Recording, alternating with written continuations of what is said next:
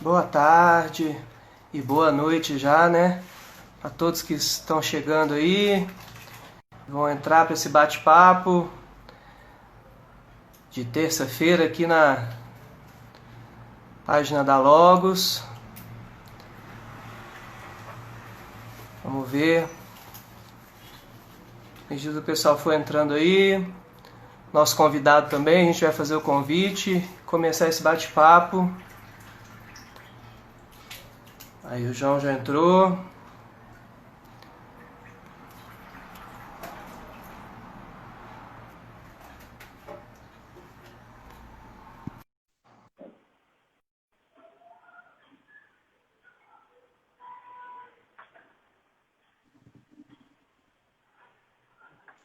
Oi, João, boa tarde, boa noite, né?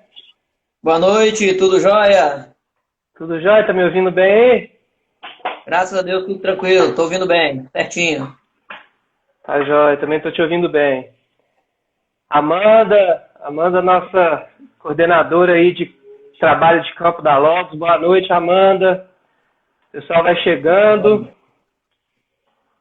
Quando o pessoal vai chegando no nosso bate-papo, eu vou explicar um pouquinho qual que foi a ideia. E aí Sim, depois passo a palavra para o nosso convidado, né? Também vou passar aqui o currículo do nosso convidado.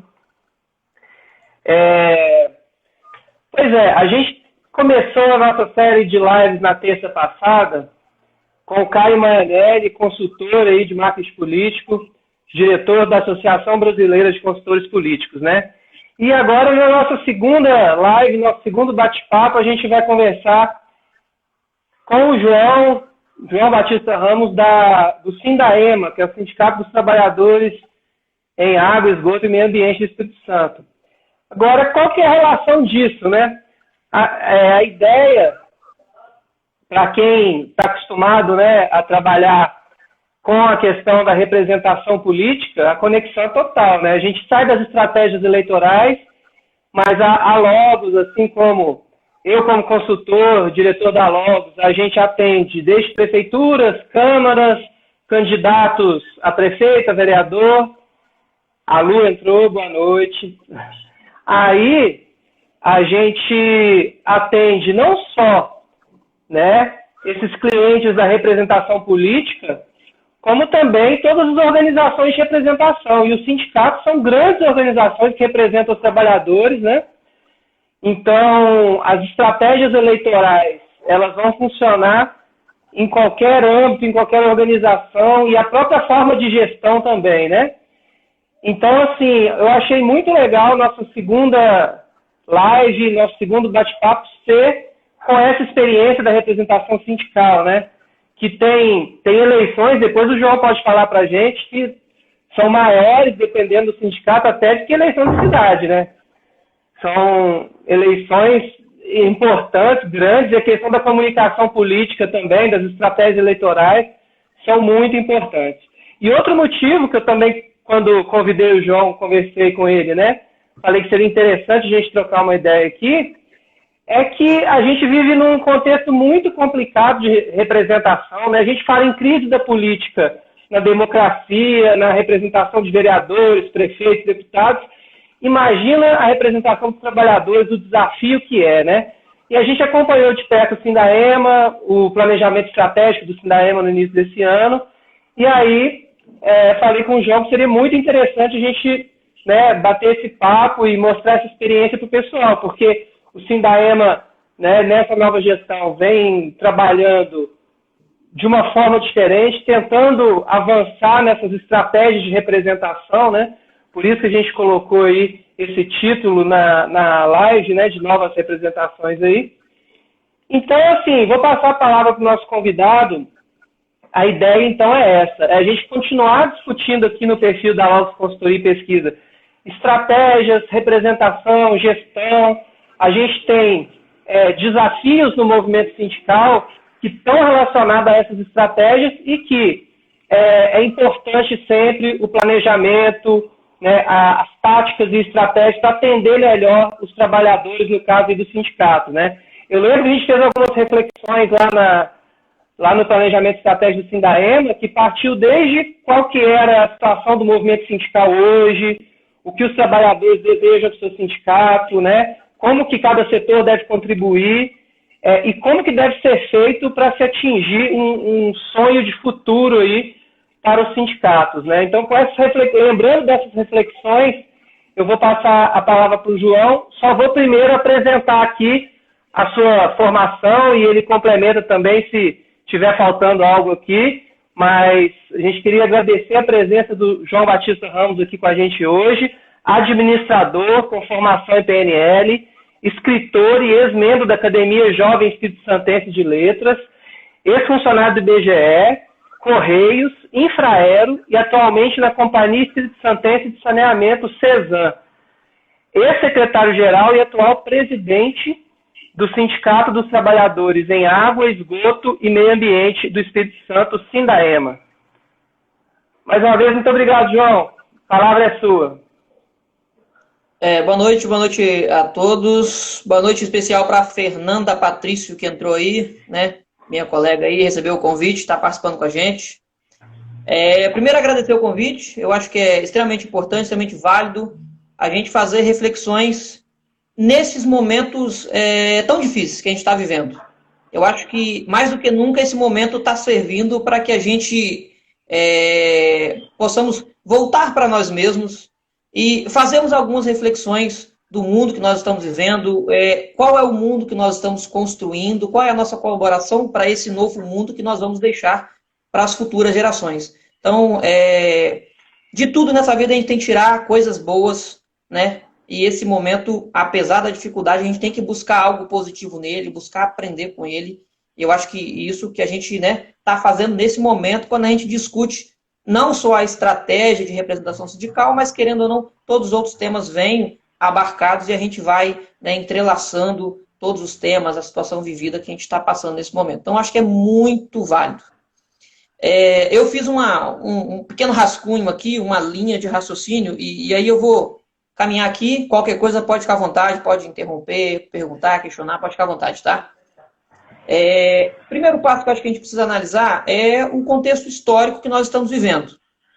Quando a gente remonta o início do processo de formação dos sindicatos, e aí até lá na Europa, na Revolução Industrial, você começa a ver organizações, num primeiro momento, ainda num nível muito familiar, de agricultura, e aí começa-se o processo de Revolução Industrial e você vai ver as formações de pequenos grupos de organização, não necessariamente chamados sindicatos naquele momento, mas com o passar do tempo vão ganhando as suas nomenclaturas. E isso veio, e aí eu me apego mais, pulo essa parte histórica, mais para os anos 80, mais ou menos o ano que eu nasci, inclusive, em que a atuação sindical no Brasil teve a sua efervescência, até pelo fim ali do período militar, o início do período democrático. Então você tinha uma atuação social muito forte, de grupos sociais, não necessariamente só sindicatos, mas todas as outras organizações atuando de uma forma muito forte, muito aguerrida e conquistando direitos naquele momento, A gente tem algumas conquistas de direitos mais antigas, carteira de trabalho, 13º, fundo de garantia, que vem se construindo ao longo do tempo. E os anos 80 foi marcado por essa luta ali pela democracia e que passa também pela atuação dos sindicatos, de lideranças sindicais, e que foi conquistando direitos. E que hoje, a minha geração, por exemplo, não vivenciou isso de perto. De certa forma, chegou no mercado de trabalho com vários direitos já conquistados e talvez não teve a oportunidade de olhar pelo retrovisor e identificar que esses direitos foram conquistados a duras penas. Então, não podemos perder o contexto histórico desses direitos, de maneira alguma, porque quando se perde essa referência, você perde a condição de dar o passo seguinte. É preciso reconhecer o passo que foi dado anteriormente para que você possa dar novos passos.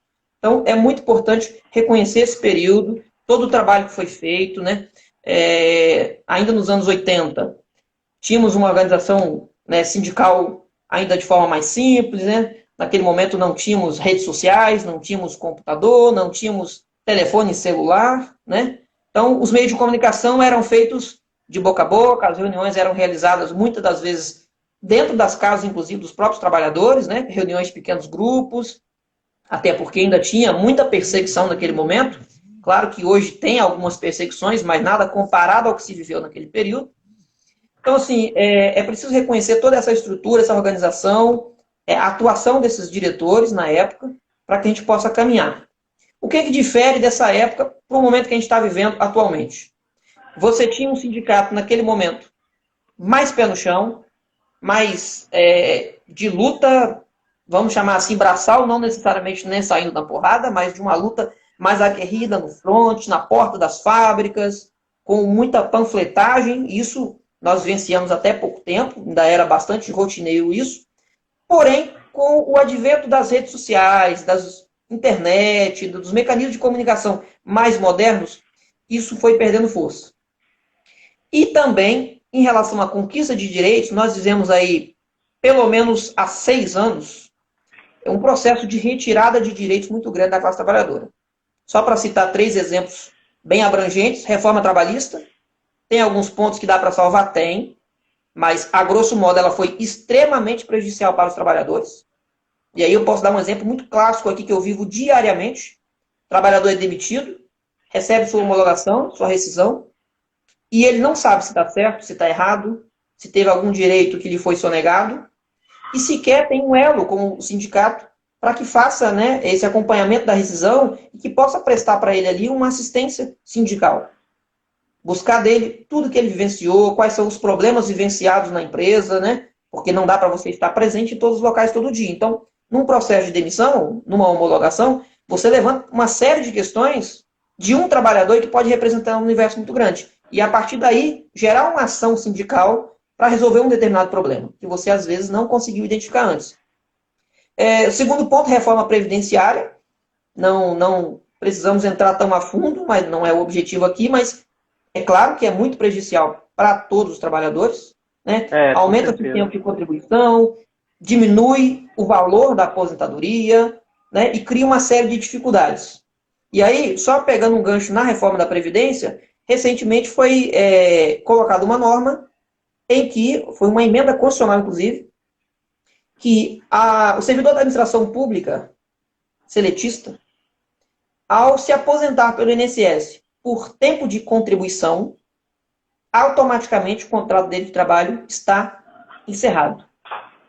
E aí, num ambiente igual Petrobras, que é seletista, Banco do Brasil, a própria Cesam, Banestes, em que muitas vezes você tem um processo, inclusive, de IADV, que a gente chama, que é um plano incentivado de demissão, com alguns benefícios financeiros, inclusive, você vê o trabalhador aposentando e automaticamente sendo colocado para fora da empresa, inclusive sem a multa de 40%. Porque até então, o trabalhador sairia, depois de 35 anos, 40 anos de trabalho naquela empresa, gerou um fundo de garantia razoavelmente grande, e aí a multa de 40% representava um valor muito significativo. Hoje, com essa nova norma, o trabalhador ele é obrigado, automaticamente ele é desligado da empresa. Então, de cara, ele perdeu a multa de 40% do fundo de garantia. É um prejuízo inestimável para um trabalhador de um salário razoável, que às vezes tem, por exemplo, ao longo de 40 anos, 200 mil de fundo de garantia. A multa de 40% representa para ele um prejuízo de 80 mil reais, que foi tirado, né, com a aprovação de uma lei na Câmara, no Senado e sancionado pelo presidente. E um terceiro ponto de prejuízo é a terceirização irrestrita. No primeiro momento, muita gente pode olhar a terceirização como uma coisa boa. Em alguns aspectos, pode até salvar algumas coisas, mas a gente, enquanto sindicato, nós não podemos defender uma terceirização de maneira nenhuma, porque o que a gente vê de antemão é diminuição de salário, diminuição de benefícios, ticket de alimentação, plano de saúde, plano odontológico, dificuldade no pagamento de insalubridade, periculosidade, porque são colocadas muita dificuldade, e aí os sindicatos precisam agir para tentar reverter isso. Então a gente entende e vivencia isso todo santo dia, que há uma precarização das condições de trabalho muito grande.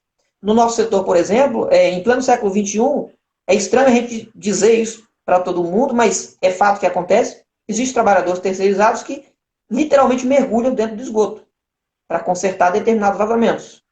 Quando muitos devem imaginar que existe uma máquina que suga água, e até tem, mas na prática isso não é executado dessa maneira em 100% dos casos. Você tem trabalhador que mergulha dentro do esgoto, literalmente, se suja todo para fazer uma determinada correção de vazamento. E aí, tem casos de trabalhadores nessa situação que não recebem insalubridade. O sindicato precisa acionar a justiça para poder conseguir provar por A mais B, através de laudo, de perícia, de que aquele trabalhador faz jus ao processo, ao abono lá de insalubridade. Então, boa noite aí. Cenário... Boa noite aí para Rosa Miquelina, que entrou aí. Opa, boa noite, Miquelina. Seja bem-vindo. Salve aí. Muito bem-vindo aí, muito obrigado.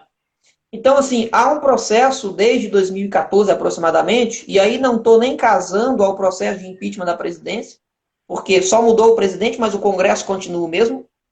Se o Congresso tivesse compromisso com o trabalhador, não teria votado tais reformas e não teriam sido implantadas. Então, eu acho que, inclusive, o trabalhador precisa olhar com muito mais atenção para o Congresso Nacional, Câmara e Senado. Nós temos uma cultura de olhar muito para o presidente e esquecer, às vezes, da Câmara e Senado. Isso precisa mudar. E esse ano, especificamente, para os vereadores, né? Para a Câmara Municipal, né? Exatamente. Câmara Federal, Assembleias Legislativas Estaduais, Câmaras Municipais, que está aqui pertinho da gente. Precisamos muito, né, voltar a olhar para essas situações. E esse processo de retirada de direito, ele veio também com o enfraquecimento das instituições sindicais, né? Usaram naquele momento da aprovação da reforma trabalhista a retirada do imposto, porque o imposto era mal usado, era isso, era aquilo, mas não foi só o imposto. O imposto foi usado como um discurso, mas atrás do discurso da retirada do imposto veio uma série de dificuldades para o trabalhador. Eu citei apenas a questão da homologação, mas tem dezenas, na verdade centenas, foram 301 pontos mudados na legislação trabalhista. Então isso prejudicou muito a atuação sindical. E aí, pós esse cenário, nós viemos, né, para a disputa no sindicato para trazer e implantar aí um novo modelo de gestão sindical. Porque o cenário, ele é novo, a geração de trabalhadores ela é nova, e aí, né, só fazendo um paralelo, mas não contraponto ao sindicato dos anos 80, foi um modelo de atuação, mas ele precisa ser atualizado, colocado, né, de frente para a realidade que está posta hoje. Nós tínhamos nos anos 80 uma característica de trabalhador com um determinado nível de necessidade, né, com certa ansiedade, que foi atendida, né, em parte, é claro que poderia ter avançado mais, mas, né, a gente vai fazendo aquilo que é possível e vai lutando dia após dia, é uma luta, né, infinita. Hoje, o cenário que nós temos hoje é de uma classe trabalhadora diferente do que era no passado, muito mais antenada, muito mais ligada na realidade, ainda que, né, influenciada por fake news ou não, mas muito mais conectada com os fatos e que quer e exige da gente respostas muito mais rápidas. E aí a gente veio, né, tivemos na gestão anterior como secretário-geral, e aí, por razões que não vem ao caso aqui, formou-se 2 chapas lá no sindicato, e nós viemos, né, com uma proposta de fazer um sindicato diferente, com 3 pilares fundamentais.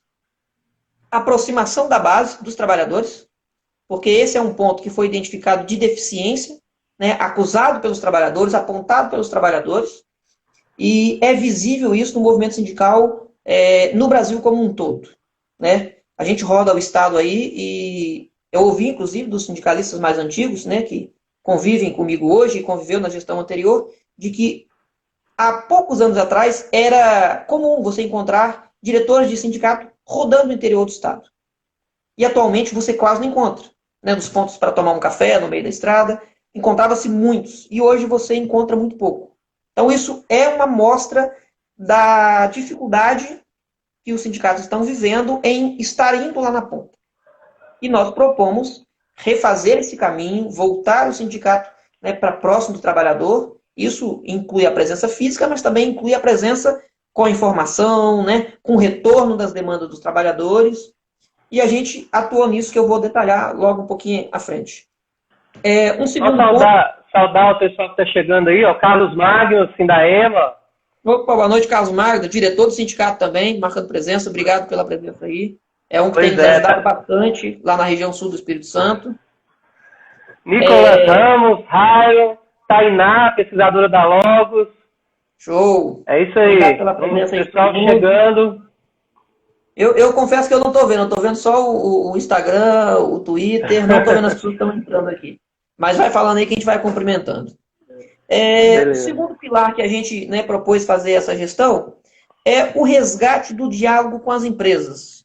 E aí isso pode, no primeiro momento, assustar. Fala, peraí, o que é isso? É sindicato coxinha, no popular aí? É sindicato pelego? Não, não é isso. A gente veio de um processo de dificuldade de diálogo, principalmente com a nossa maior empresa representada, que é a Cesan, e a gente entendeu que aquele modelo não estava trazendo os resultados necessários. Nós passamos por dissídios coletivos, greves grandes, né, de 30 dias, inclusive uma, e que o final dela nos trouxe apenas a correção da inflação. Porque já estávamos vivendo esse momento pós-2014, né, de economia patinando, de pós-reforma trabalhista, reforma Previdência sendo encaminhada.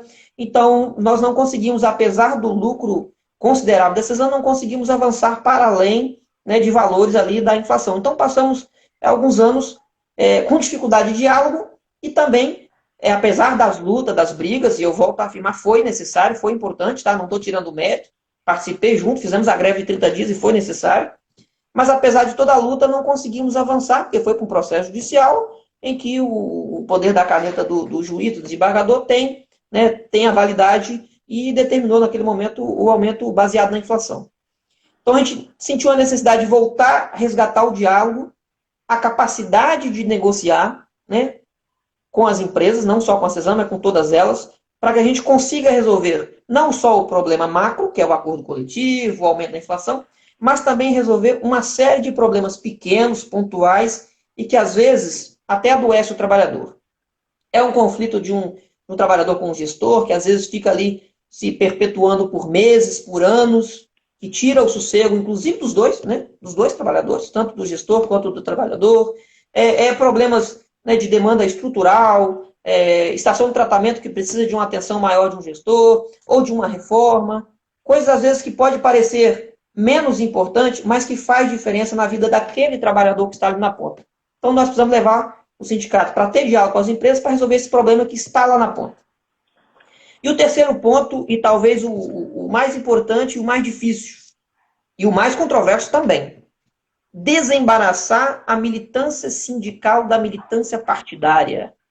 E aí pode ficar muito confuso, porque sindicato e partido às vezes parece ser uma coisa só. Mas cada um tem uma área de atuação, cada um tem um tipo de representação, e a gente, né, nós propusemos, e estamos tentando fazer isso, com dificuldade, mas estamos tentando, separar o que é militância sindical do que é militância partidária. E aí vou dar um exemplo muito clássico. Dentro da nossa diretoria nós temos eleitores, né? Não estou aqui nem julgando ninguém. Temos eleitores que foram eleitores do Haddad, que perdeu a eleição. Temos eleitores do Ciro, que perdeu a eleição. E temos eleitores de Bolsonaro, que ganhou a eleição. Então, nós conseguimos montar uma diretoria que é suprapartidária, uma diretoria plural, e a nossa base também é plural. Então, nós não podemos, enquanto sindicato que representa o trabalhador, colocar a minha posição enquanto presidente, por exemplo, minha posição política partidária, colocar ela para dentro da categoria e impor ela. A categoria é plural. O voto ele é único, né? Cada um tem o seu direito ao seu voto, tem o direito à sua opinião política, e isso precisa ser respeitado. É claro que isso não faz com que o sindicato não tenha posição. Ser contrário a isso, aquilo outro, isso é uma coisa, mas nós não podemos, enquanto sindicato, querer que partido A, partido B, né, se sobressaia dentro da categoria. Claro que deputado A, deputado B, se abraçar nossa luta hoje, inclusive estamos numa luta ferrenha, só abrindo um parênteses, que é o projeto de lei que entrega o saneamento para a iniciativa privada, proibindo as empresas públicas de prestar o serviço. Essa é a grande verdade. Isso chega a ser uma aberração jurídica, porque você proíbe um ente público de prestar um serviço público. Nós estamos, né, nessa batalha. Que já tem experiência de prestar esse serviço. Anos, né? Oi? Que já está acostumado, já tem experiência de trabalhar com esse serviço e é proibido de atuar. Né? O Murilo Loyola está te dando... O Murilo Loyola Fraga está dando parabéns aí pela live, João. Opa, boa noite, Murilo. Seja bem-vindo. Obrigado pela presença aí. Murilo também é funcionário da Cesan. Então, só fechando aqui, se algum deputado lá em Brasília, que a gente estava ano passado na Câmara, e agora estamos numa luta lá com o Senado. Independente do partido, se ele abraçar a nossa causa nesse momento, nós vamos estar juntos. Se amanhã, um outro determinado tema, ele se posicionar contrário, nós vamos estar contrário a ele. Simples assim, né? É posicionamento por tema. Se ele é a favor do marco legal do saneamento conforme está, nós estamos em campos opostos. Se ele resolver apoiar o marco legal do saneamento, apoiar a nossa luta contra o marco legal, estamos juntos. Então, nós não podemos transformar o sindicato numa bandeira partidária única. Nós somos suprapartidários, precisamos ser, porque a nossa base ela é plural. Então, assim, de certa forma, eu até já detalhei os 3 pontos. Então, acho que dá até para ir pulando aqui um pouquinho. Eu anotei um pouquinho mais de detalhamento aqui. Mas em relação a essa militância sindical e partidária, eu acho que vale mais só uma observação que eu anotei aqui. Irabreu, boa noite, Irabreu. Vai lá, pode ir. Opa, boa noite. O que nós estamos vendo no país hoje, e aí o sindicato faz parte disso tudo, que está inserido, não tem como estar fora, mas que precisa ter um posicionamento muito equilibrado. Nós estamos vendo hoje, e não é só de hoje, já tem vários anos, um verdadeiro fla-flu na política brasileira. Né? Uma guerra sem fim, todo mundo puxando para os extremos. Isso é muito preocupante, tá? Não é que nós estamos vivendo um momento de risco, inclusive, de ruptura democrática. Isso, para quem estudou um pouquinho do que foi o período da ditadura militar no Brasil, sabe que isso não é bom. Não é bom para a economia, não é bom para as pessoas, não é bom para qualquer tema que você levante. Saúde, educação, previdência, não é bom.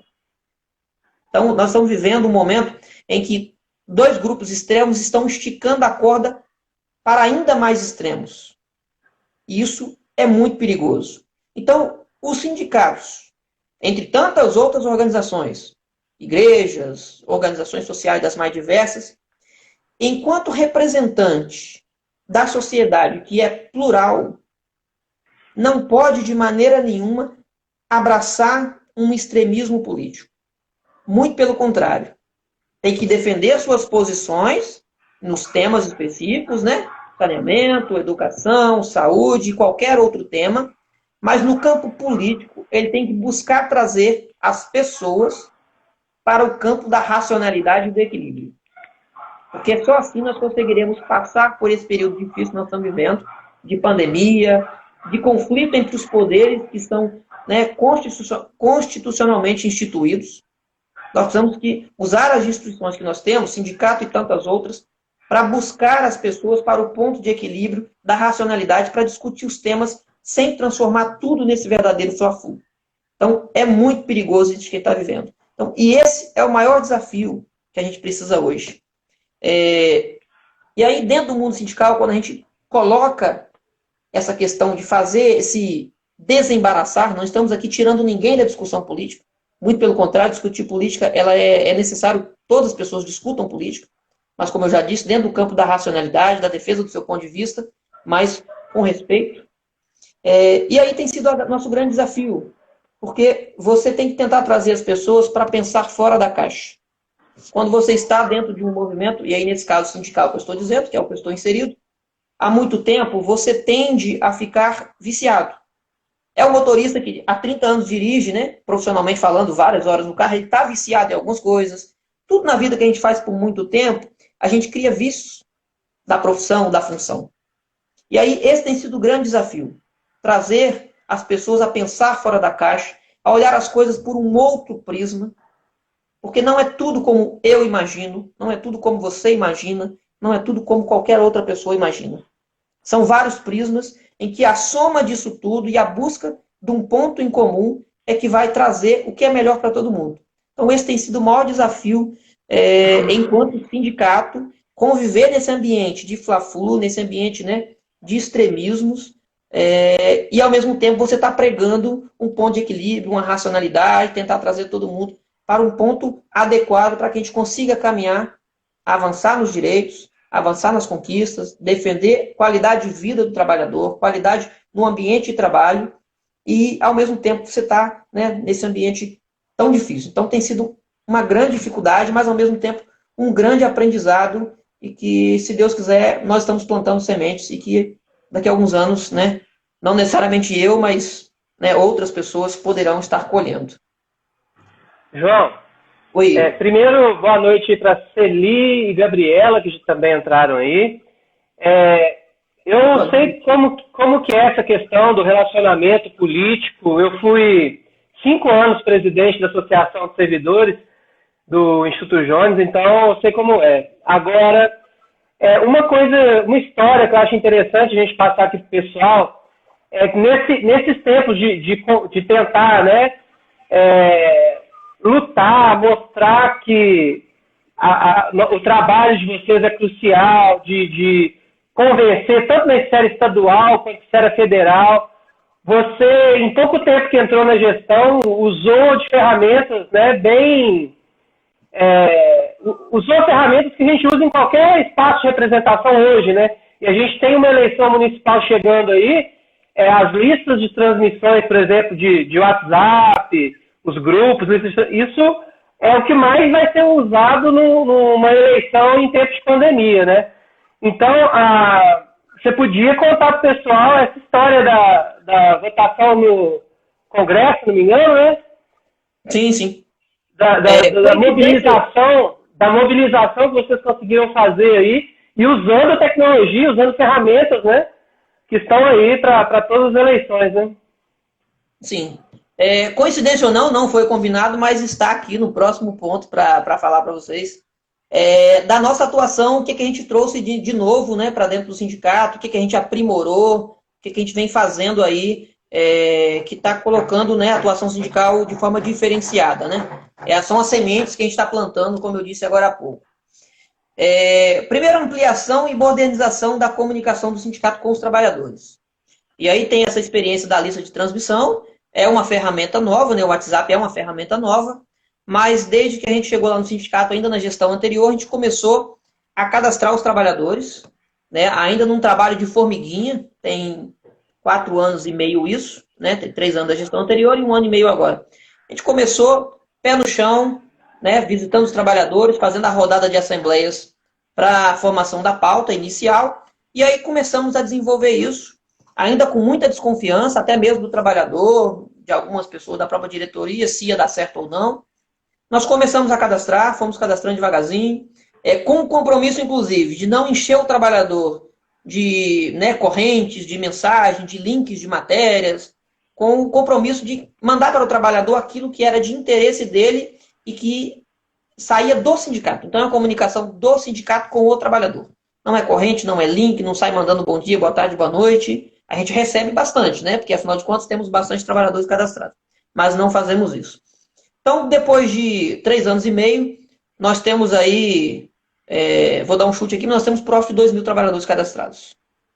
Nós temos filiados, nós temos 1.600. Então, dá para ver aí a importância da ferramenta. Nós já temos 25% a mais de trabalhadores cadastrados na lista do que trabalhadores filiados. Daria inveja a qualquer candidato. Com toda certeza, daria inveja a qualquer candidato.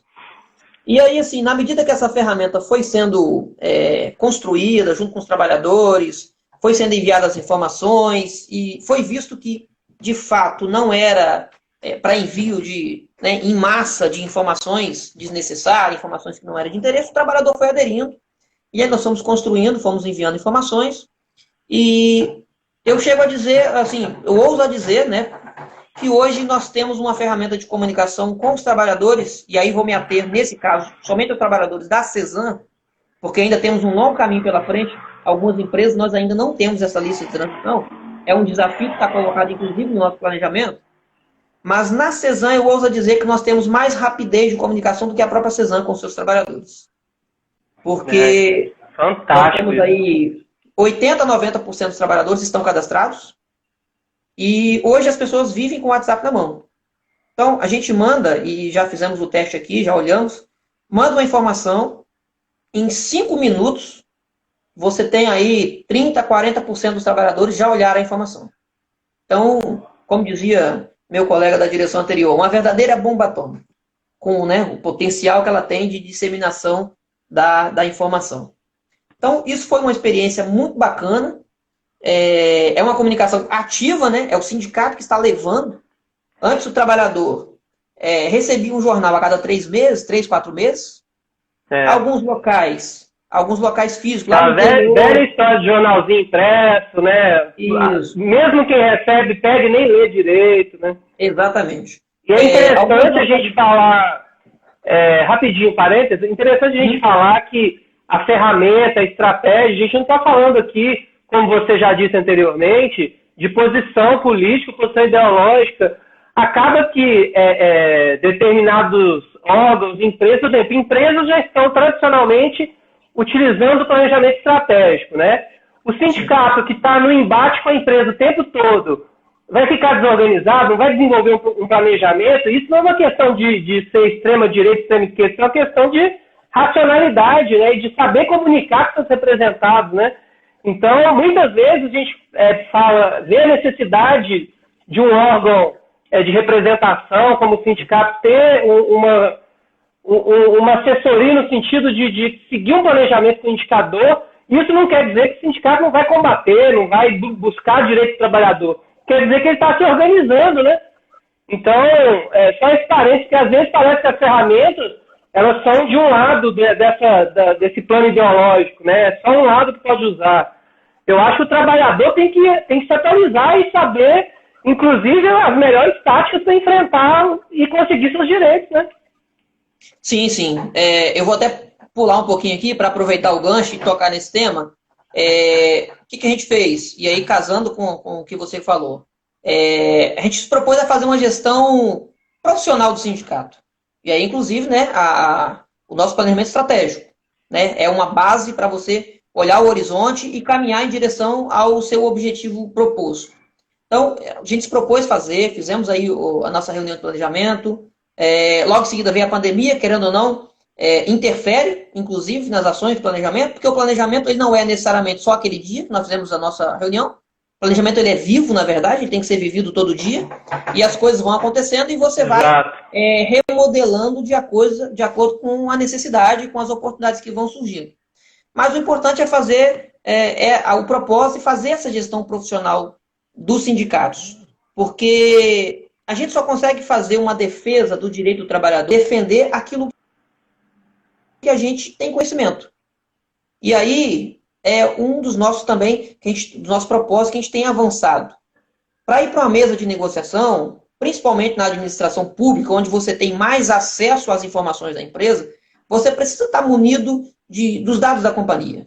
No caso da Cesan, dando exemplo aqui, a gente vai para a mesa de negociação, a gente sabe quanto que a empresa lucrou, a gente sabe, né, faturamento, receita, despesa, qual o percentual da receita que é usado na folha de pagamento. Então, é preciso ter uma gestão profissional, é preciso entender esses números para que você chegue na mesa e discuta com o empregador ou com o representante do empregador de igual para igual.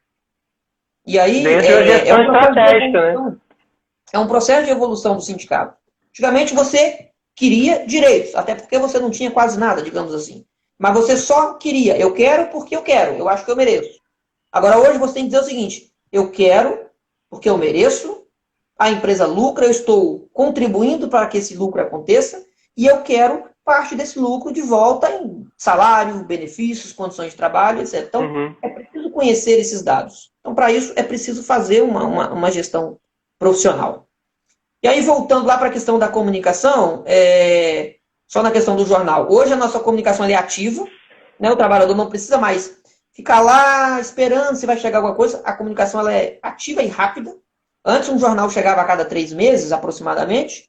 Algumas localidades, porque a nossa principal empresa, Cesan, ela tem unidades, inclusive, em zonas rurais, né? Pequenos distritos, em cidade do interior. Às vezes, o jornal nem chegava. Então, hoje, a informação chega via WhatsApp para todos esses lugares e chega de forma instantânea para todo mundo. E também o caminho de volta. Porque cada vez que eu mando uma mensagem daqui para lá para os trabalhadores, eu recebo 50 de volta. E aí vem desde um joinha, dando ok para a mensagem recebida, como uma série de solicitações de demandas, muitas delas, a grande maioria delas, demandas individualizadas, que é aquele atendimento personalizado que eu havia falado, de tratar pequenos problemas que está ali, tirando o sono e o sossego do trabalhador. Então chega e é tratada, né, grande maioria com a parte de recursos humanos, mas é tratada também com outras áreas da empresa quando é necessário. E aí... o Carlos Magno, João, oi. Só um minutinho, o Carlos Magno está lembrando a gente mandar um abraço para a Dama de Ferro do Financeiro. Arroba Leilo. É a Leila. É a Leila, Leila. Abraço, Um Leila. abraço, Leila. Abraço pro Carlos Marco também, o Cabo Sul favorito aí. E aí, assim, voltando àquele ponto que você perguntou em relação à nossa comunicação referente ao PL lá na Câmara dos Deputados. Foi uma experiência muito rica, muito importante, inovadora, e que apesar do projeto ter sido aprovado, mas é claro que foi aprovado com algumas modificações a nosso favor, não tudo que a gente gostaria, mas conseguimos alguns avanços, conseguimos inclusive brecar votações que teria. Nós, através de buscas aí, de forma de comunicação via WhatsApp, nós identificamos uma forma também proativa de fazer comunicação. E aí o sindicato Sindaema foi pioneiro nessa desenvolvimento dessa ferramenta e que acabou virando referência para o setor de saneamento no estado do Espírito Santo e no país. A federação, né, abraçou a ideia, os outros sindicatos abraçaram a ideia, e nós fizemos uma campanha de divulgação de mensagem para todos os deputados federais, todos os 513 deputados federais, via WhatsApp. Né? Conseguiu-se a listagem do telefone dos deputados, e aí foi produzido os links em que cada estado mandava para a sua base aquela mensagem WhatsApp com que tinha o nome do deputado e o link logo embaixo. E o link já estava com a mensagem pronta. Então, era 2 cliques por deputado. Você dava um clique no link, já abria a mensagem diretamente no WhatsApp do deputado. E aí era só clicar em enviar.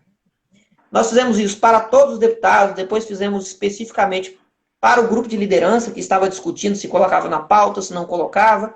Como a gente estava em Brasília acompanhando esse tempo real, na medida que uma notícia saía, era desenvolvido uma mensagem específica para aquele campo de atuação.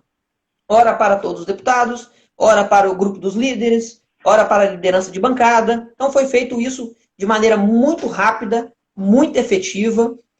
E no dia que o Rodrigo Maia decidiu colocar em pauta o projeto, aí foi feita uma campanha, né, bem maçante, especificamente para ele. Nós colocamos, em um único dia, 8.800 mensagens de pessoas diferentes. Foram 8.800 pessoas que mandaram mensagem para o presidente da Câmara para que ele não colocasse o processo em votação. Então, assim, foi uma coisa fantástica, deu resultado. O projeto não foi à votação naquele dia, acabou indo depois, mas naquele dia nós conseguimos o resultado esperado. E, assim, virou referência e tem sido usado já por outros setores, pelo que eu tenho, já fiquei sabendo. Eu recebi solicitação, inclusive, de outros sindicatos, naquele momento, sindicatos de Goiás, sindicato de Minas, para que aprendessem, né, como fazer e fizesse isso para suas bases, para que também fizesse suas movimentações. Então, é um caminho muito importante, é uma ferramenta muito importante e que deu o seu resultado e foi muito efetivo. O pessoal no chat está ratificando aqui, ó, Fernando, Carlos Magno, falando que foi muito importante, foi genial, estão comentando aqui dessa experiência. Eu lembrei dessa experiência e falei assim, não, a gente tem que contar isso lá na live, porque é uma coisa que foi realmente muito inovadora, né? Foi bem interessante. Outra coisa é o Instagram do Sindaema, que é bem ativo. Depois, a gente, antes de terminar aqui o tempo que o Instagram dá pra gente tem que deixar aí o endereço aí do Sindaema. É @Sindaema mesmo? Do Instagram, eu tenho até que procurar aqui, mas é @SindaemaS. Eu acho que tem um underline no meio. Mas é @SindaemaS. Esse é o endereço lá do Instagram do Sindaema, que é bem ativo. Eu sigo lá, acompanho, tanto no meu perfil pessoal quanto no da Logos. E aí, dando continuidade aqui, já estamos quase acabando, já que o tempo também do Instagram está acabando, né? Isso aí, temos 15 minutos. 15 minutos? Então vou agilizar aqui só para não ficar nada pendente. O que a gente fez também lá no sindicato, eu acho que como a gente está contando a experiência de representação, de gestão do sindicato, eu acho que vale a pena a gente abarcar todos os pontos. Uma organização da burocracia dentro do próprio sindicato. Não é querendo falar mal, até porque o processo ele é um processo de construção contínua, de aprendizado contínuo, e que a gente já está dizendo aqui hoje, né, num processo de profissionalização, de fazer gestão profissional. Então, o que a gente fez? A gente percebeu no sindicato, a gente tínhamos uma dificuldade de informação de processo, por exemplo. Nós estamos concluindo um processo, um levantamento de todos os processos do sindicato, para que a gente tenha isso na palma da nossa mão lá, né, dentro do ambiente administrativo do sindicato, para que seja fácil identificar autores, né, as partes, os trabalhadores envolvidos. Nós temos, por exemplo, processo de 1986, de 89, então processo que ainda era, né, de papel, difícil de você fazer, levantar informações. Então isso foi um trabalho árduo, são vários advogados que já passaram pelo sindicato, mas é uma coisa extremamente importante, porque a gente precisa ter o controle dessas informações, né? Nos pilares lá da administração, né? Planejamento, organização, direção e controle. É preciso ter o controle dessas informações até para dar as informações quando o trabalhador busca a gente. Então a gente tem feito isso, fizemos uma verdadeira faxina, fisicamente falando, no sindicato, para se desfazer de muitos papéis inúteis, né? Você vai acumulando, isso é natural do ser humano, jornaizinhos que você faz, e aí sobra uma quantidade, você guarda lá num cantinho, e jornais que você traz de outro sindicato que você recebe, o próprio jornal A Tribuna, a Gazeta que tinha no sindicato, às vezes se acumula, papéis, né, de processo, de e-mails que se imprimiam. Então, assim, fizemos uma faxina grande no sindicato, isso melhora o ambiente de trabalho, o ambiente físico, né? Você libera espaço, uma organização melhor dos arquivos físicos e digitais do sindicato.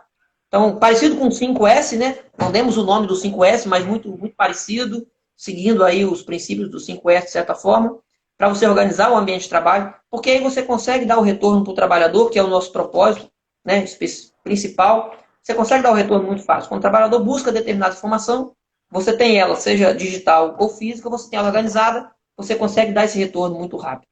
Então, isso tem ajudado bastante também a gente melhorar aí o nosso atendimento. E aí, só para fechar aqui... Oi. Só uma perguntinha rápida. Você começou a falar da questão do impacto da pandemia, né?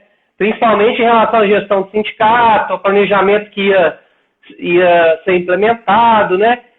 Em relação tanto à gestão quanto também aos trabalhadores que vocês representam, como que tem sido aí o impacto dessa pandemia que a gente está passando aí? Pois coincidência de novo, né? Mas é o próximo tema aqui, o itemzinho que eu anotei. Você não me mandou roteiro, não. Vai parecer que nós está com o roteiro casado aqui. A nossa atuação nos tempos de pandemia, eu anotei. O que aconteceu? Todo mundo foi pego de surpresa, né? Quando se decretou a pandemia. A princípio, todo mundo olhava que o problema era um problema local, da China, que depois teve um caso aqui, outro ali na Europa, e da noite para o dia se decreta uma pandemia mundial e todo mundo toma um susto. E aí, muitos locais tomaram ações rápidas, talvez até rápidas demais em alguns momentos, e aí causou essa pressão para que volte a abrir, etc. Então, naquele primeiro momento, o sindicato também fechou as portas. Nós estamos hoje com as portas fechadas, mas fazendo todo o atendimento via telefone, né? Os diretores estão de plantão, os diretores liberados estão com o telefone, né, 24 horas por dia ligado, o atendimento com o advogado está sendo feito também por telefone. Toda documentação que precisa hoje é possível se fazer também, né, escanear, mandar por e-mail, pelo próprio WhatsApp. Então, o sindicato não parou. Claro que uma coisa ou outra é prejudicada, uma visita na base ele é prejudicada, porque não convém a gente sair daqui para ir numa base apenas fazer uma visita, porque é arriscado. Eu moro em Colina, de Laranjeiras, é um bairro com a incidência muito grande de coronavírus, e a qualquer momento eu posso descer do meu apartamento, pegar o carro do sindicato e visitar uma base, e nesse processo eu levar o vírus para alguém. Então, não é muito oportuno ficar fazendo visitas rotineiras nesse momento. Mas todo o atendimento está sendo dado, e foi dado um atendimento personalizado, porque no período que se decretou a pandemia, principalmente a CESAM, ela adotou o home office, e aí você tem uma série de detalhes, que é aquele tratamento lá na ponta que eu disse, né, para você organizar. Foram inúmeras as solicitações, centenas de solicitações, para que o sindicato intervisse, para poder ajudar a resolver. E aí vem uma diferenciação da nossa atuação. Eu poderia muito bem, enquanto sindicato, apenas, né, botar a boca no trombone, no popular dizendo, e gritar que a empresa está fazendo isso, está fazendo aquilo, está fazendo assado, e as palavras iriam para o vento. Mas a nossa atuação ela é focada em resolver os problemas. Então nós fomos, né, para o RH, para outras áreas envolvidas, cobrar para que seja resolvido, problema de fulano de tal. de trabalhador A, o problema é esse, precisa disso, daquilo, daquilo outro. Resolve. Problema do trabalhador B, é isso, é aquilo, aquilo outro, resolve. Eu vou te dar um exemplo aqui, foi um dos mais difíceis, mas tivemos um caso de trabalhador que ele, digamos que entrou em pânico quando decretou a pandemia, né, porque ele tem outros problemas de saúde, é grupo de risco, e ele se isolou totalmente, se escondeu e não queria voltar nem para o home office. Ele se isolou, digamos que no interior, na zona rural. Então, tivemos que tratar o caso. Não podia só simplesmente jogar para o alto-falante. A Cesana não quer dar oportunidade, o trabalhador está isolado, está com medo. Vamos tratar em loco o problema e resolver. E resolvemos. O trabalhador saiu satisfeito, resolveu o problema, está trabalhando no home office, né? Teve atendimento médico quando necessário, e está tudo resolvido. Então, esse atendimento personalizado, ele fez a diferença. Aparentemente, parece que o sindicato não está fazendo nada. Esse é um problema, porque as pessoas não veem. Mas cada trabalhador que trouxe a demanda e que teve a demanda atendida, individualmente ele sabe. Eu procurei o sindicato e o sindicato me atendeu. Então, eu acho que isso é mais importante de tudo, é cada trabalhador saber que quando ele precisou do sindicato, o sindicato estava ali para atender ele. Por isso que eu falei no início que é um momento, né, de mostrar muito, se relacionar mesmo, muito nos meios digitais mesmo, né? Então os canais, as redes, os canais são muito importantes, né? Eu estou vendo que chegou uma galera aí, mais finalzinho. Quando eu encerrar aqui, o Instagram me encaminha para salvar no IGTV. Então, daqui a pouco, hoje mais tarde, já deve estar no canal toda a conversa. Então, o pessoal que chegou mais no final aí pode assistir toda a conversa inteira desde o início e não perder aí nada do que foi tratado. João, a gente deve ter mais uns 5 minutinhos aí. Não sei se você tinha programado mais alguma coisa. A gente teve uma boa participação no chat, o pessoal reconhecendo. À medida que você foi colocando aí, só foi confirmando o que você foi falando aí. Carlos Magno, Fernanda, Leila, a turma toda aí. Mas quiser, então, dar uma palavra final, um encerramento aí para a gente conseguir encerrar e salvar a live, como eu acabei de prometer, né? Eu vou só tocar mais um ponto aqui, que é uma provocação que eu acho que, como está aberto nas redes sociais, eu acho que vale a pena deixar, porque algum dia pode chegar na mão o vídeo na mão de um deputado, de um senador aí que tem condições de propor alguma coisa. Assim, o mundo de trabalho mudou e mudou muito. E hoje nós temos aí a uberização das atividades. E há muita gente que critica esse modelo, e é claro que ele tem muitas falhas, né, porque ele é novo. Mas eu acho que a gente tem que olhar os novos tempos também como novas oportunidades. E aí, olhando especificamente nesse caso, o que seria de muitas pessoas hoje se não tivesse essa ferramenta nesse tempo de pandemia, os motoboys? É claro que há um questionamento, que estão sendo explorados, estão recebendo pouco, e aí é um assunto a ser tratado, né, pelos nossos parlamentares, com proposições de leis, mas imagina se esses trabalhadores não tivessem acesso a essa ferramenta que você consegue, né, da noite para o dia. Se você tem uma moto, você baixa o aplicativo, cadastra e já pode sair trabalhando no mesmo dia. Então, tem que também a facilidade de acesso a alguma renda. Porque considerando a dificuldade de acesso à renda do governo federal que algumas pessoas têm encontrado, esse modelo, né, a tábua de salvação de muita gente. Teríamos muito mais gente passando muita dificuldade se não tivesse isso. E aí, como provocação, que eu vou deixar aqui, eu acho que esse modelo de trabalho, ele chegou, e eu acho que é uma coisa que chegou para ficar, não tem como voltar atrás, mas nós precisamos que os nossos parlamentares criem mecanismos legais para proteger, criar mecanismos para proteger esse trabalhador. A criação de um fundo de garantia, ou algo similar, do próprio sistema, para que o próprio sistema desconte e guarde lá para o trabalhador, para que quando ele saia, ele tenha, né, acesso a esse recurso. O próprio INSS já deveria ter elaborado algo, ou através de lei, para que também o trabalhador tivesse uma contribuição e, em alguns momentos, ele tivesse o seguro, né, tivesse a cobertura do próprio INSS. Então, seguros obrigatórios. Então, tem uma série de medidas. Luzia Ramos é sua irmã? Minha irmã. Muito obrigado, Luzia. Boa noite. Então, assim, boa tem noite, uma série mãe, tá aí também. Show. Tem uma série de mecanismos que o parlamento brasileiro precisa se debruçar. É claro que talvez no momento da pandemia não vai se atentar a isso, porque está muito focado na pandemia, mas é preciso se atentar para proteger essa classe de trabalhador. Porque Ele está lá, mas amanhã pode acontecer alguma coisa, um acidente ou alguma coisa, ele não tem condições de trabalhar e ele não tem cobertura nenhuma. Então é preciso criar mecanismo que dê a esse trabalhador algum tipo de cobertura nesse sentido. Então, quem tem competência para isso são os nossos parlamentares, né? Senadores, deputados, e é preciso que eles façam alguma coisa nesse sentido. Beleza? Exatamente. Muito bem, João. A Leila está aqui falando, parabéns pela iniciativa, Tiago, fazer o planejamento da nossa gestão com você foi mais uma inovação da nossa gestão. Eu que agradeço, Leila. Eu que agradeço a oportunidade de ter colaborado, ter conhecido uma turma tão boa, que aprendi muito com vocês lá, muito legal. Agradecer mais uma vez aí a participação do João, que acho que foi bem legal assim, essa conversa, deu para ver pela toda, né, história que você já trouxe, né, um roteiro histórico bem legal aí do que vem fazendo no Sindaema, dá para as pessoas se inspirarem, né?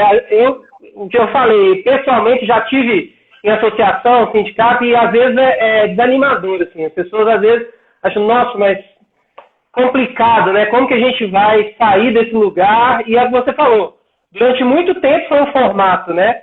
Não que as lutas têm que ser deixadas de lado não, mas a representação, a forma de representar mudou. E acho que é um pouco isso que a gente conversou hoje, né? Exatamente. Agradecer, lembrar todo mundo, terça-feira, sempre nesse mesmo horário, a gente vai estar trazendo alguém com experiência como a de hoje do João, aqui tão legal quanto.